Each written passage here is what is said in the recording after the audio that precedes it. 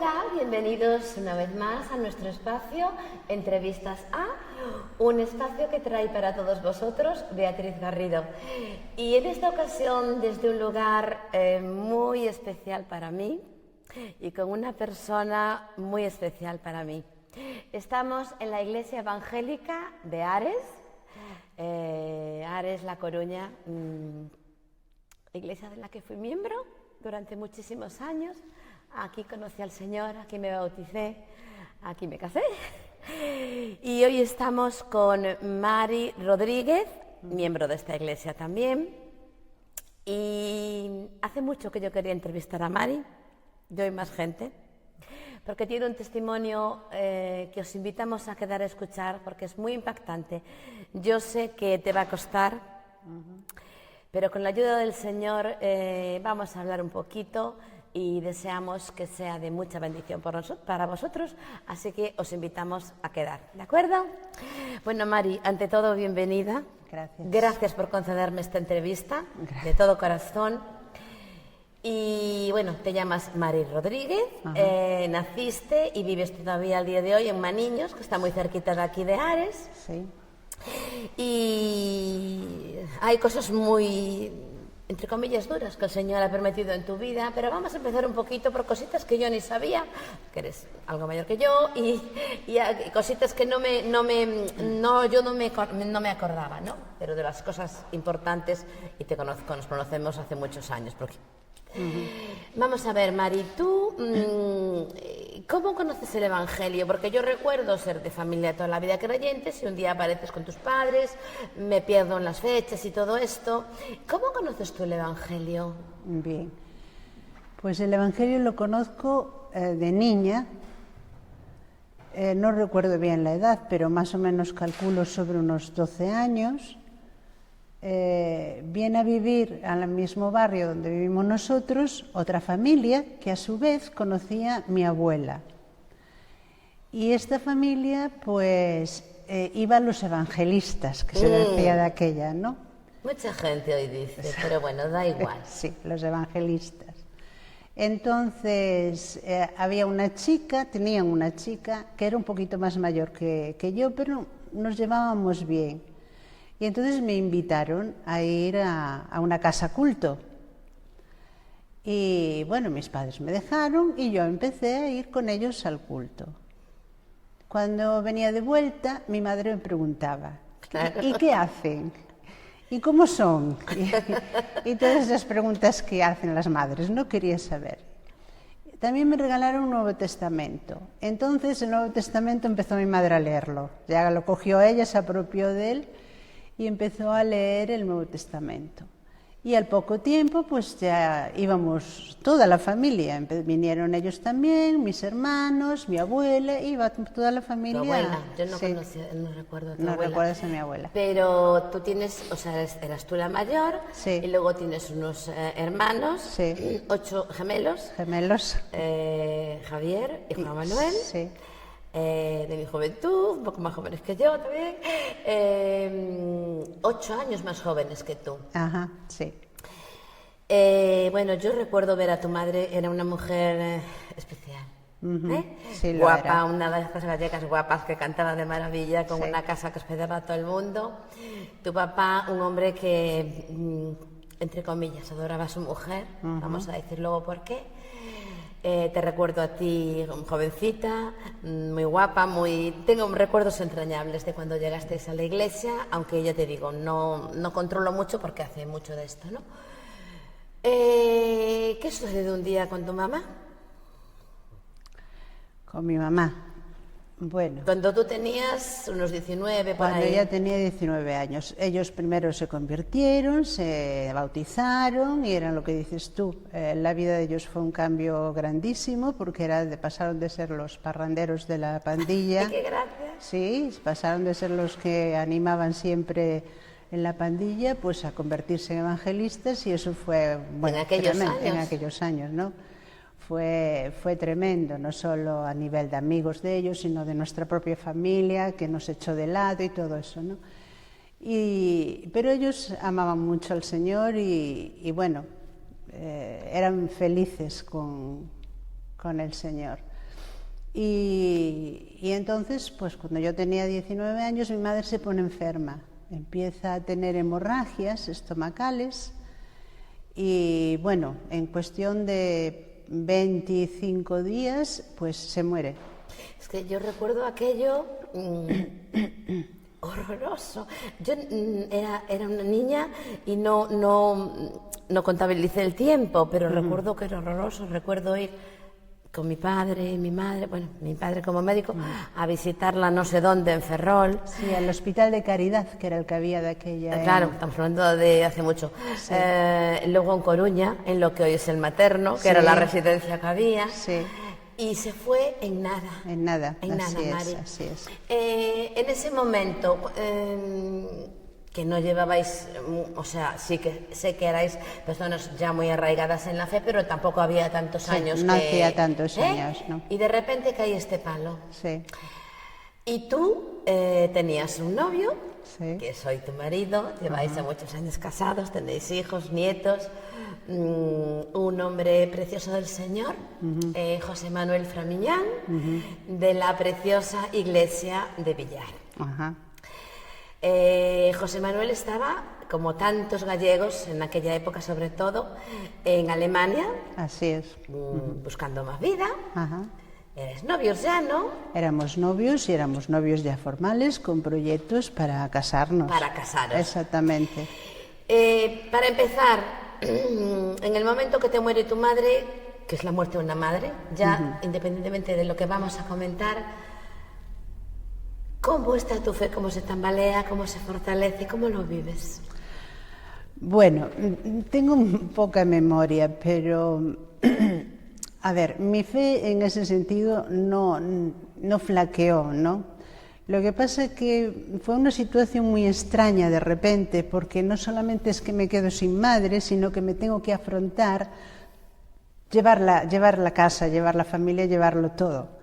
Entonces, en ese sentido, digamos que mi defensa fue que me ocupé de todos y lo mío lo dejé a un lado, ¿no? Entonces enfrenté la situación de tener que renunciar a mis planes, cuidar de mis hermanos, ayudar a mi padre, de mi abuela y bueno, lo que... A ver, dime. Yo te iba a preguntar antes algo. Muere tu madre y antes de todo esto, o me imagino que tú en tu cabeza tienes el dolor, el quedar bloqueada, supongo, por un momento, los planes que ahora hablaremos, pero lo que es la muerte en sí, yo sí recuerdo el entierro de tu mamá, que fue aquí en Ares, estaba lleno de gente porque fue algo absolutamente muy fuerte, y yo tengo un recuerdo. Es de el entierro, el cementerio de aquí de Ares, a ti y a tu papá, tus hermanos eran unos niños, cantando los signos del entierro sin caer una sola lágrima. Esto solo lo puede hacer alguien que tiene su confianza muy arraigada en el Señor, ¿no? Porque aquello fue un desgaje brutal para la familia, ¿sí? ¿Tú recuerdas esto? ¿No te acuerdas de esto? No recuerdo. Pero yo me acuerdo. Si canté o no canté, no lo recuerdo. Bueno, aquello pasa, pero claro, tu vida personal un poquito lo que tú dices. Porque, ¿qué pasó con José Manuel? ¿Tú qué decisión tomas, qué le hablas y qué te dice él? A ver, la decisión que tomo pues es hablar con él y decirle lo que la situación había cambiado, porque en principio nuestros planes es que yo marchaba a Alemania a trabajar para allá con él y que íbamos a vivir allá. Pero ante la situación no podía dejar ni a mi padre, ni mis hermanos, ni mi abuela, entonces hablo con él y le digo que yo no puedo seguir adelante con esos planes. Él a su vez... Había un compromiso por parte del Estado español con los inmigrantes que en edad militar, que si estaban X años en el extranjero, se libraban del servicio militar. Entonces, él, si venía, tenía que hacer el servicio militar. Entonces, y perder un futuro... bueno, ya el Señor nos recompensó. Exactamente, la vida ya era otra, ya totalmente distinta. Entonces, él decide que no hace falta que rompamos, sino que él viene y hace el servicio militar, ya con 25 años, ya era un veterano. Y seguimos con los planes adelante. Nos casamos 2 años después de que murió mi madre. Sí. Bueno, Mari, la vida continúa, la vida sigue. Yo recuerdo vuestra boda, que se te atoró ahí el lacito para entrar, y que yo os toqué la marcha anunciada. ¿Te acuerdas de eso? Mari, la vida sigue. Tú tienes 4 hijos, sí. Tienes 3 mayores, y luego viene el chichi de la familia. ¿Cuántos años de diferencia llevaba con los demás? Con los demás, mira, con la mayor se llevaba 14 años, con la segunda se llevaba 13 y con el chico se llevaba 8. Y entonces nace la pequeña Miriam. Yo tenía 36 años. Y de aquella yo era una vieja para tener... Claro, sí, es que ahora la gente los tiene a los 40, sí. Pero... Yo, mi embarazo ya fue un embarazo de riesgo, como se solía decir, ya fue algo fuera de todo, ¿no? Porque no se veía una mujer tan mayor. Una niña preciosa. Una niña preciosa. Miriam. Como suele ocurrir en estos casos, pues todos locos con ella. Se dice que cuando una mujer llega a una edad y tiene un hijo, se renueva toda la sangre, rejuvenece, y todo esto. Pues sí. Cuando la niña tiene, ¿cuántos añitos? ¿Unos 4 así? No, tiene más. Cuando tiene 8 años, 8 añitos, 8 años y medio, entonces también se pone mal. Y se pone mal y en principio parecía que era una gripe, pero resultó que no era una gripe, que era una encefalopatía, una enfermedad bastante rara, decía el pediatra de aquella, que parece ser que había un caso entre 100.000 y pues le tocó el 100.001 fue mi niña. Yo recuerdo que en un viernes, culto de oración aquí, vinimos Timoteo y yo, y estaba José Manuel en el culto y dijo, es que no sé qué le pasa a la niña, está Mari preocupadísima con ella ingresada. Bueno, ¿qué sucede? Cuéntamelo tú. Sí, pues la niña empezó a tener convulsiones, entonces la ingresan. Primero no sabían muy bien lo que tenían, si podía ser una meningitis o lo que podía ser, estuvieron haciendo pruebas. Y la cuestión es que la ponen en, ¿cómo se dice?, en coma barbitúrico, porque cada vez que se despertaba tenía convulsiones. Entonces, ante el miedo de que no sabían lo que las convulsiones podían hacer, pues está así, y está así hasta que se murió. No llegó a despertar. No la llegaron a despertar, claro, porque no respondía. Entonces van haciendo las pruebas y bueno, el resultado es que no llega un momento en que el pediatra, el jefe de la UCI de aquí, ya dice que no hizo todo lo que pudo, que no se puede hacer más, entonces decide mandarla a Santiago. Y bueno, yo en el momento en que me dijo que la mandaba a Santiago, yo dije, bueno, ya no volvemos con ella viva.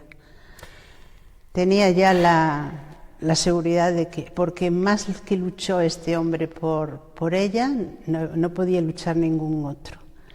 Y yo hablé con el pediatra y le dije, bueno, porque él muchas veces me hablaba y hablaba el hombre derrotado totalmente porque se veía impotente ante la situación, que no podía hacer nada. Y yo pues lo consolaba.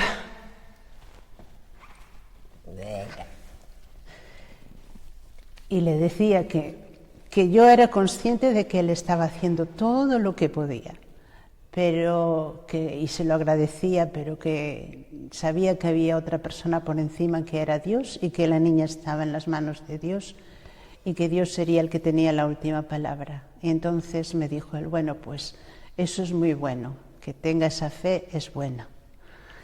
Y bueno, efectivamente nos fuimos para Santiago ya, y allí estuvo, no llegó a estar ni 24 horas, ya murió. Hicieron una cosa muy bonita, que me dejaron despedir de ella. Entonces me llamaron y me la pusieron en brazos. Qué bonito. Llevaba 4 semanas sin poder cogerla, pero me la pusieron en brazos. Bueno, y además, Mari, pues hombre, yo no sé, no soy médico y estas cosas creo que ni un médico no lo sé, ¿no? Pero no sabemos hasta qué punto ella pudo percibir algo. No sé si ella percibió. Es difícil, pero para ti, yo lo necesitaba. Para ti fue importante. Sí, y me gustó el detalle, que tuvieran el detalle, porque salió de ellos, me dijeron si quería despedirme de ella, que me facilitarían para que y efectivamente, le sacaron todos los tubos y me la pusieron en mis brazos y estuve un rato con ella en brazos. Bueno, vamos a tranquilizarnos, porque bueno, cuando hablamos de la muerte de una madre es horrible y sobre todo en aquella situación, porque mezclamos años. Me dices, me casé 2 años después de lo de mi madre, pero yo estaba rebobinando de cuando te conocí, que fue mucho antes. La muerte de una madre es dura, toda la situación, encargarte de tus hermanos, de tu padre. Una cosa con respecto a tu papá, Moncho, que ya está con el Señor también. Bueno, vamos terminando aquí todos, pero yo recuerdo en la casa de aquí de mis abuelos, cuando veníamos a la clase bíblica, que en aquel entonces pues era muy temprano, a las 3, 4, 5, ya no me acuerdo, 3:30, veníamos de todas las edades. Esto era precioso para mí. Sigue siendo precioso cada vez que vuelvo, aunque sirvo con mi esposo en La Coruña, que es donde yo soy realmente, pero bueno, por circunstancias, fui miembro de aquí muchos años y andaba entre las 2 iglesias, ¿no? Yo recuerdo bajar a las 3 de la tarde a la clase dominical. Bíblica, o dominical, y ver a tu papá en coche con un precioso centro de flores cada domingo. No estaba todos los domingos porque vivía en Coruña, pero al menos una vez en invierno, que mi papá era anciano de aquí, y todo el verano, tu papá inexorablemente le llevaba un ramo y nunca más se casó. No por nada, pero que la quiso hasta el final. Bueno, pasa esto y es horroroso, es fuerte, pero bueno, el Señor te ayuda, porque José Manuel te quiere tanto que deja todo un futuro prometedor, vuelve a brillar, pero bueno, el Señor os ha bendecido mucho en ese sentido porque es muy fiel y aquí estáis los dos y tal.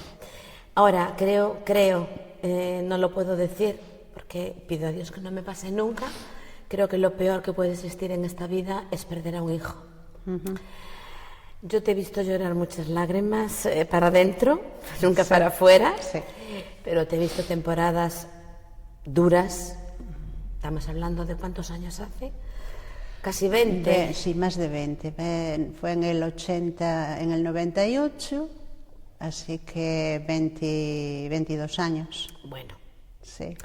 Y aquí estamos, después de que yo y más gente te hemos pedido, y es la primera vez que accedes, porque tiene que ser horroroso.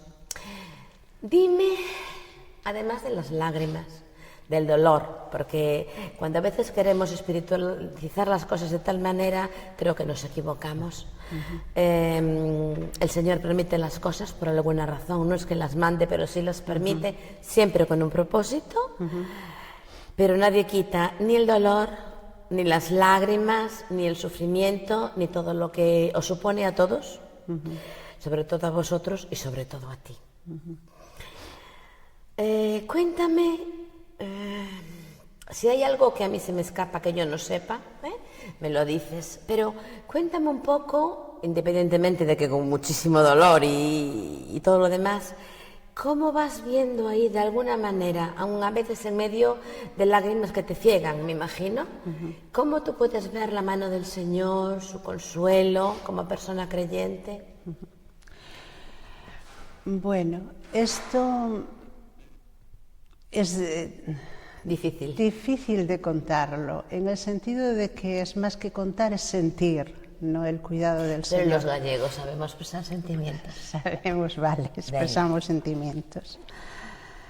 Yo digo, para mí fue muy, muy duro muy duro. Aún ahora estaba hablando con una amiga que hace 2 años y me dice, hace 2 años, y es que vuelvo, digo yo. Recurrentemente. 2 años son muy pocos. Para mí fueron más, bastante más mi duelo. Sé que el duelo de perder un hijo es el peor, dicen los expertos que es el peor duelo, que un padre jamás debería de sobrevivir a un hijo. Y después pienso que también va mucho en el carácter de cada persona. Yo soy una persona muy de dentro, muy mía, no soy persona de expresar emociones ni sentimientos, me lo guardo todo, me cuesta manifestarlo. Ahora, yo pienso que el dolor lo pasé como todas las demás madres en mi circunstancia, pero pienso que si yo no tuviera tenido al Señor, no sé lo que hubiera sido de mí. Sencillamente esa es la diferencia. Yo no voy de superhéroe porque no lo fui. Yo como lloré hasta el momento en que ya no tienes lágrimas y al final lo que te queda es como un peso aquí en el corazón, en el pecho que no te deja respirar. Y no es que pidas explicaciones, yo nunca pedí explicaciones al Señor. No porque ya habías pasado por una experiencia así y la siguiente experiencia, ¿para qué? Decir al Señor por qué. No.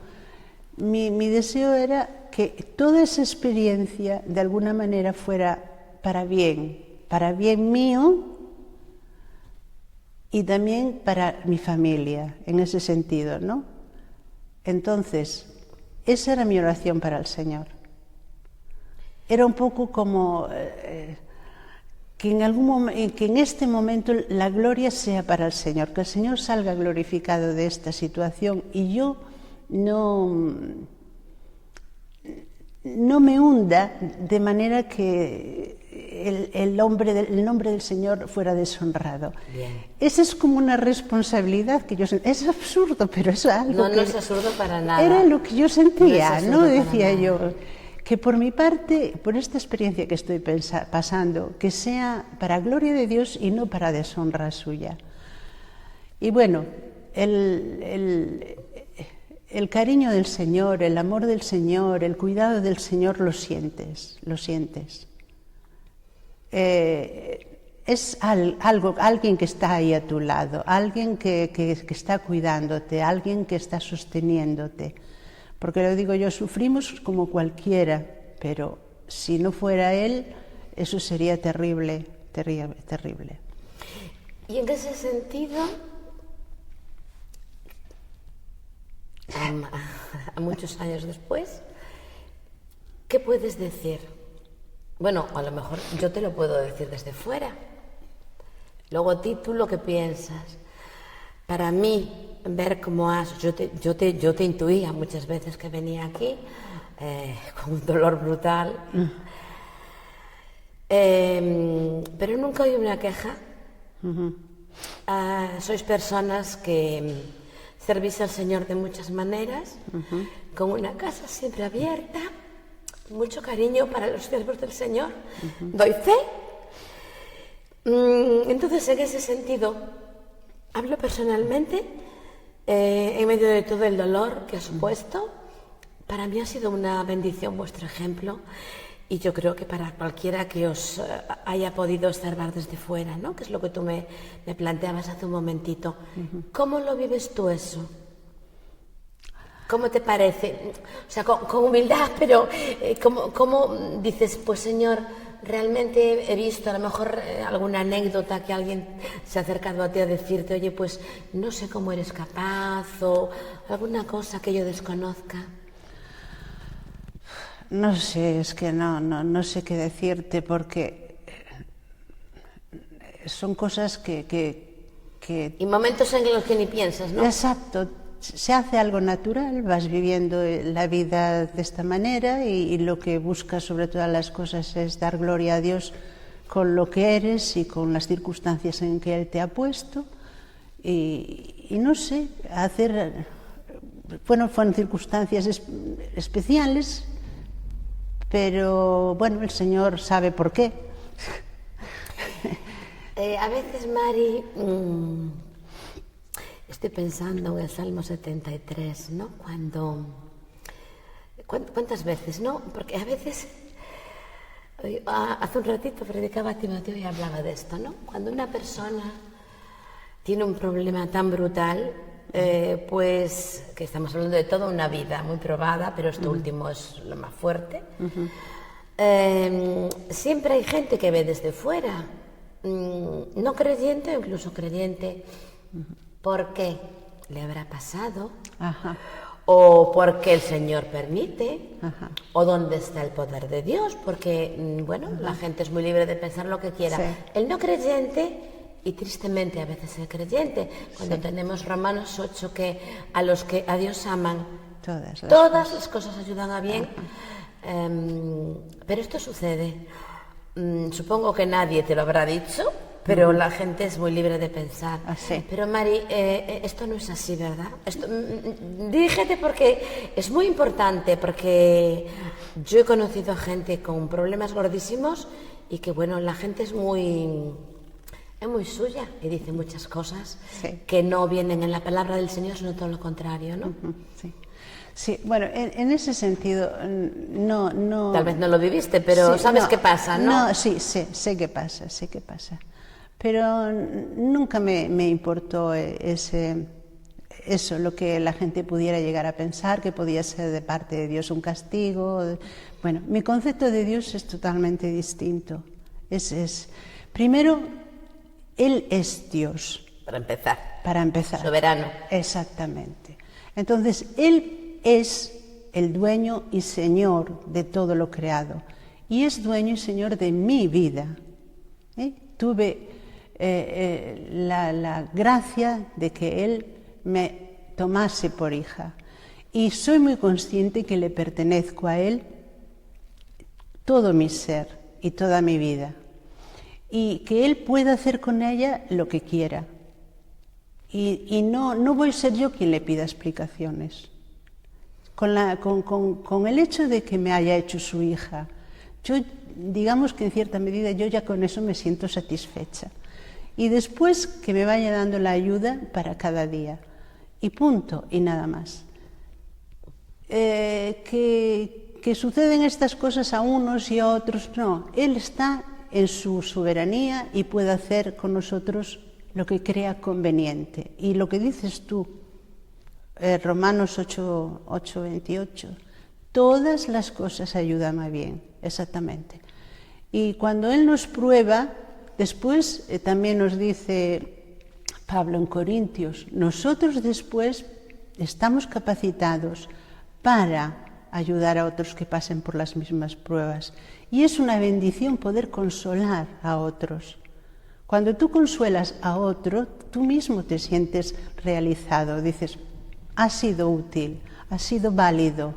Y eso es lo que realmente a mí me interesa, ser útil y válida en la obra de Dios, para que Él me use en lo que quiera y vea y crea conveniente.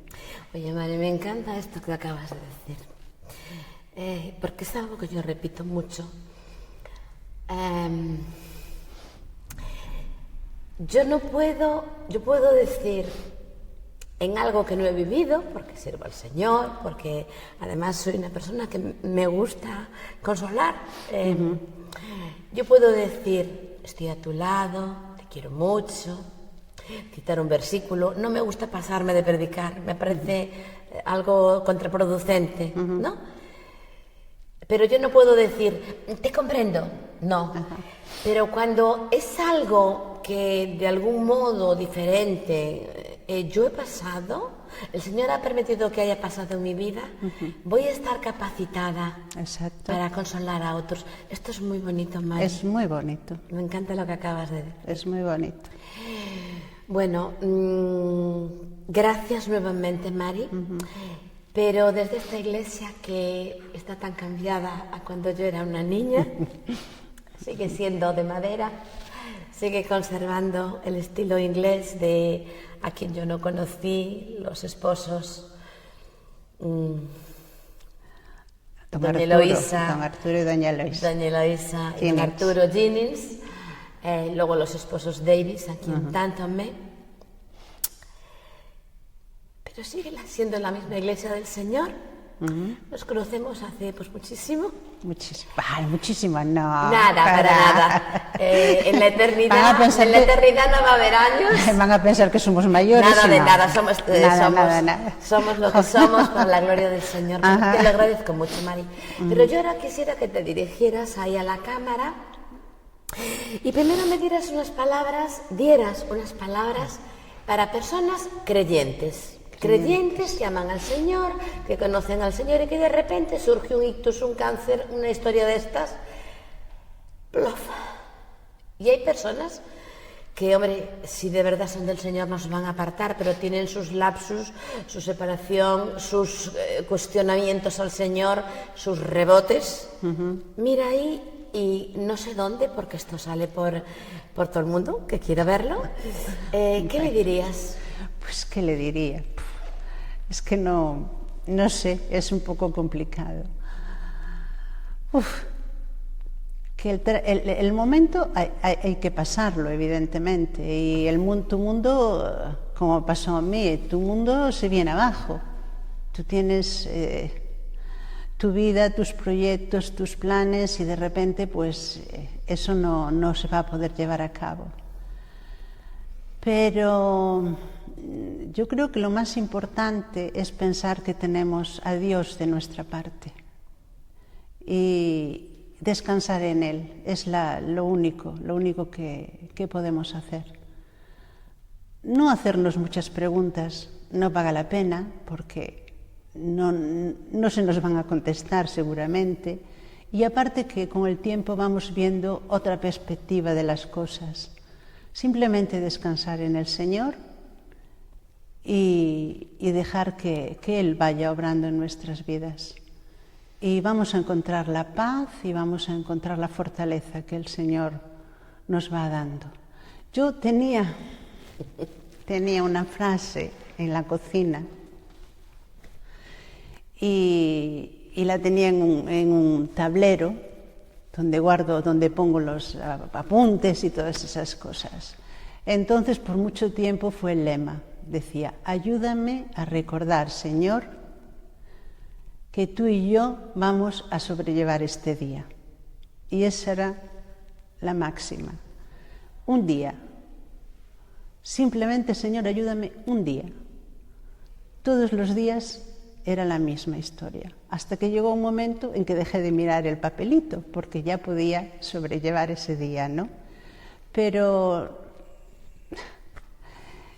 es que no sé, no me siento yo capacitada para dar consejos a nadie, pero eso sí, descansar en el Señor e ir día a día, pasito a pasito.